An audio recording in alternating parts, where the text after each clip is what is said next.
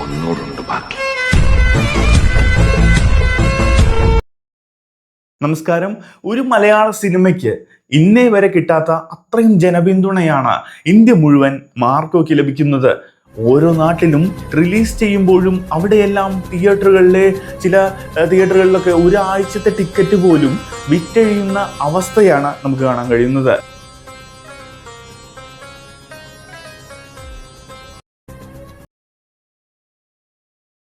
അവിടെയുള്ള മറ്റ് സിനിമകളെല്ലാം മാറ്റി മാർക്കോയ്ക്കായി തിയേറ്റർ ഒരുക്കുകയാണ് ഉടമകൾ.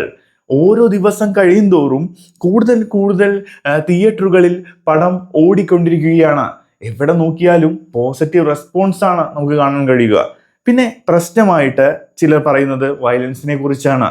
ചിത്രം ആദ്യമേ മാർക്കറ്റ് ചെയ്തിരിക്കുന്നത് ഇതൊരു വയലൻസ് ചിത്രമാണെന്ന് പറഞ്ഞുകൊണ്ട് തന്നെയാണ്.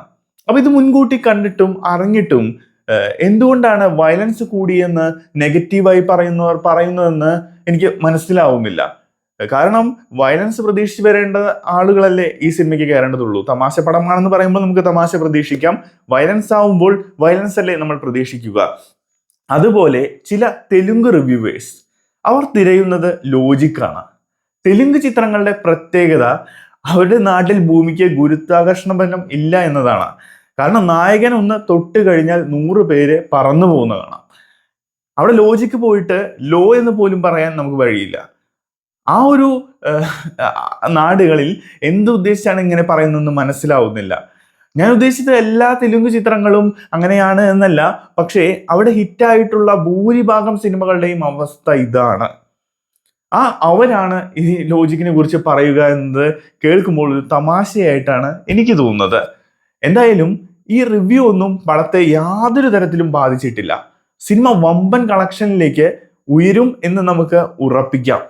അതിനിടയിൽ ആരൊക്കെയോ വ്യാജ പ്രിന്റുകൾ റിലീസ് ചെയ്തിട്ടുണ്ട്. അത് ടെലിഗ്രാമിലൊക്കെ സുലഭമായിട്ട് പരക്കുന്നുണ്ട്.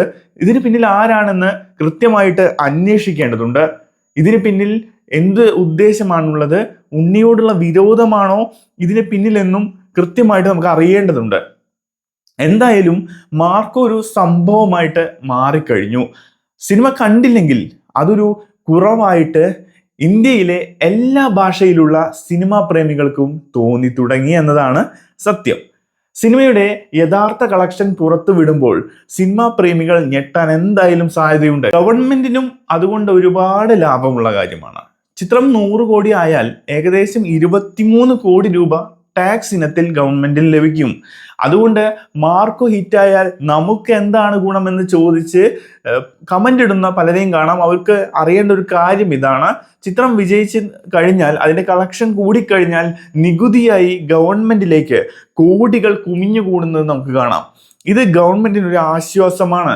ചുരുക്കി പറഞ്ഞാൽ മാർക്കോ 100 കോടി കളക്ട് ചെയ്താൽ അത് നമുക്ക് കൂടി സന്തോഷിക്കാൻ ഒരു കാരണമായിട്ട് മാറും. നമുക്ക് ചുറ്റുമുള്ള റോഡുകൾ, നമ്മുടെ വികസനം, അങ്ങനെ മാർക്കോ ഈ നാടിനെ മാറ്റിമറിക്കും എന്നത് നമുക്ക് അതിലൂടെ കാണാം.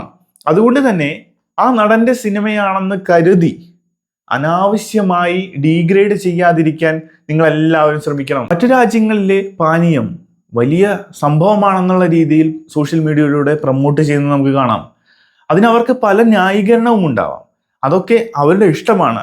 ഞാൻ പറഞ്ഞു വരുന്നത്, നിങ്ങൾക്ക് ഇഷ്ടമുള്ളതിനെ നിങ്ങൾ പ്രൊമോട്ട് ചെയ്തോളൂ, അതുകൊണ്ട് യാതൊരു തെറ്റുമില്ല. പക്ഷേ നിങ്ങൾക്ക് ഇഷ്ടമില്ലെന്ന് കരുതി ആരെയും ദ്രോഹിക്കാൻ നിൽക്കരുത് എന്നാണ് എനിക്ക് പറയാനുള്ളത്.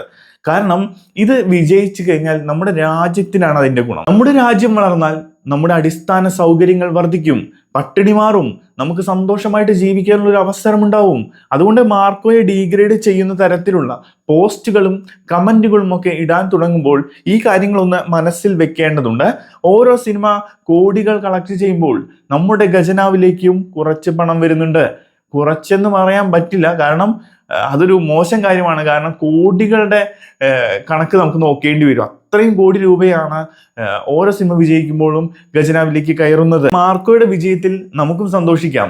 ആ വിജയത്തിന്റെ പ്രതിഫലം നമുക്ക് കൂടി ഉള്ളതാണെന്ന് മനസ്സിലാക്കി ഇതുവരെ അറിയാത്തവർക്ക് ഷെയർ ചെയ്യാൻ ശ്രമിക്കുമല്ലോ.